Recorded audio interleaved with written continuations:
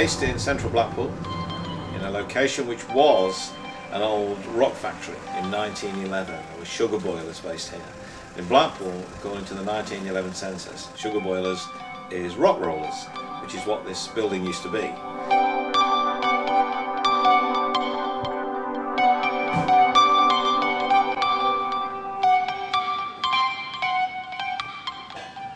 If you look at the building with just the brickwork and the pillars and the wooden floors and the wooden ceilings, it's crying out to be an artist studio, and that's what it's turned into, and it's just become an amazing place to be.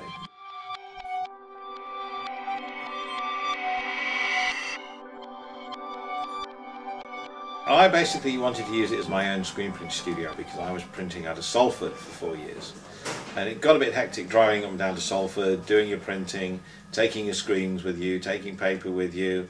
It was getting difficult. So the idea was to set up a hub in Blackpool where people can learn to print, they can come and enjoy printing, they can print on different textures using different skills, and they add to my knowledge, and I teach people to screen print as well as people printing here as a workshop facility, which is what I always wanted, just to show that you can do things in Blackpool. You don't have to be in Manchester, Salford, London, Birmingham, Liverpool. Blackpool can be a creative city. I haven't got a computer here, but I tell people what to bring with them. So they usually bring 2 or 3 options, and then we talk through the options. I explain where they've gone wrong, where they haven't gone wrong. So before they come on a course, they might come to the studio for an hour. I explain all the basics, what you need to do, what it takes to develop it, and then they come back with the image and off we go. I usually cater the course at the moment, because I can afford to do it because I've got the time, to the individuals that are coming on the course. Some of them might be a 2-3 hour course where they just want to taste screen printing.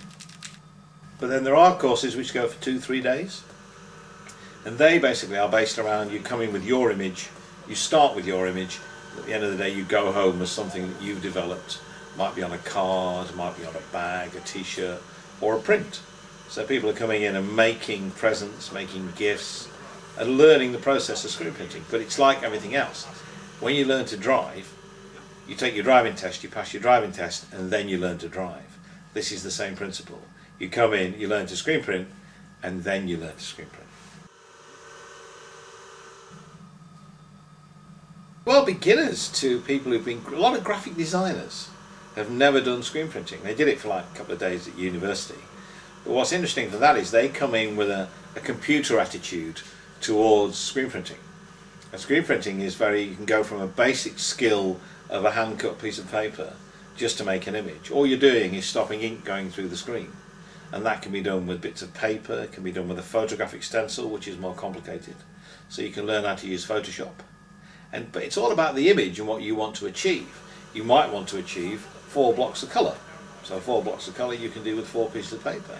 You might want to achieve on top of that a picture of your child, your grandma, Blackpool Tower, the Tower of London, a bridge, a person, and you can put that on top of the blocks of colour. So different principles you can use to create the final image. You can start with a photographic image, or you can start with a hand-cut image, or you can start with a hand-drawn image. There are all different images you can start with. I usually start with a photograph because that's where my ideas come from. But if you'd find, as a photographer, I used to try and take great photographs. Now I try and take a great image. It's the image you want. Because very often a great photograph doesn't make a great image for printing. Because halftones are quite difficult to print. You can print them. In fact, Warhol did print halftones, but they're not as clear as you'd like them to be. So it's very difficult to get halftones bang on. But that is the joy of silkscreen printing. Because you get a silkscreen print, you don't get a copy of a photograph.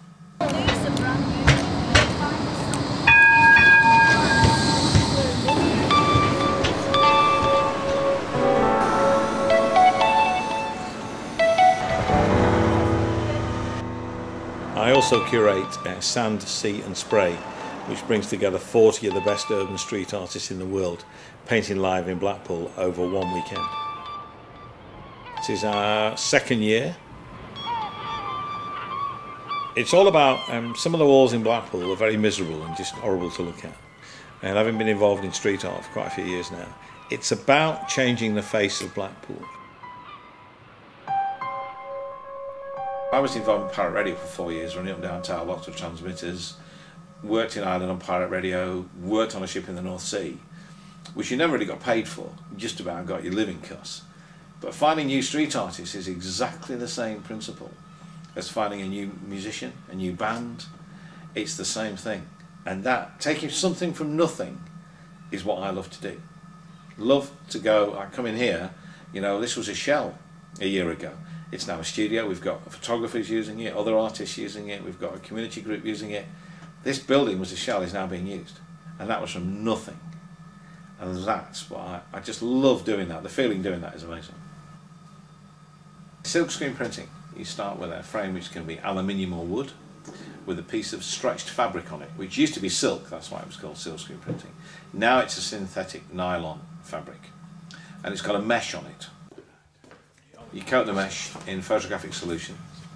After you've exposed the screen with a negative to ultraviolet light, you can then wash out the soft sections and the hard sections will stay. Because anything that's been exposed to UV light will harden.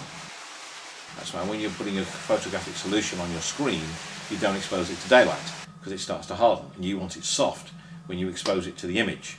You wash out the image, and then all of a sudden you see where you're going to print. And there'll be areas of the screen where the ink will go through, which you pull a squeegee, and areas where the ink won't go through. Hence, that's how you do your silkscreen printing. You leave it in daylight to harden. That means then you've got a really hard image then to print off. And you can print quite a few prints off it. You could do 100 prints off any one screen, providing the image is nice and hard, you don't leave it too soft. That's then mounted onto a vacuum bed within a frame. You mask off with brown tape to stop ink going through the outer edges. You then pull the frame down onto your vacuum bed with paper underneath, and as you use your squeegee to pull ink down your frame, you therefore get ink going through the gaps and not through the bits that are blanked out with your photographic solution. That's how you make your print. Now you can make 4 different screens for one image, but you would use them all for different colours. When you've made your prints, and the vacuum bed, because it's got holes underneath and a pump, it holds your paper down onto your vacuum bed. So that means your paper won't stick to your screen. You then take your screen off, wash it out in water, and you can start again. And you stack your prints to dry. It's such an easy principle.